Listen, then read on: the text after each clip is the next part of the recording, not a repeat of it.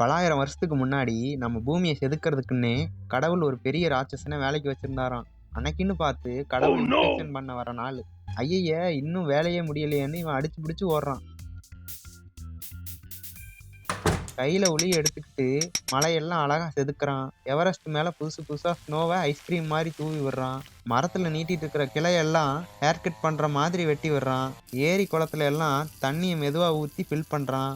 இவன் பண்றத பார்த்த அங்கிருந்த ஆதிவாசி மக்கள், டேய் யாரா நீ, தண்ணி ஏன்டா கலக்குறன்னு பயத்திலேயே மிரண்டு பாக்குறாங்க. உடனே அந்த ராட்சசன், பயப்படாதீங்க மக்களே, நான் உங்க ஊரை அழகாக்க தான் நான் கிளீன் பண்ணிட்டு இருக்கேன் அப்படின்னு சொல்றான். அப்பதான் அவங்களுக்கு நிம்மதியே வருது. கடைசியா அவங்களுக்கு ஒரு டாட்டா காட்டிட்டு மறுபடியும் பூமியை செதுக்க கிளம்பிட்டான். நல்ல வேலை, கடவுள் வர்றதுக்குள்ள வேலையை முடிச்சிருப்பான்னு நினைக்கிறேன். ஒரு வேளை எகிப்துல இருக்கிற பிரமிட்லாம் கட்டினது இவனா இருப்பானோ?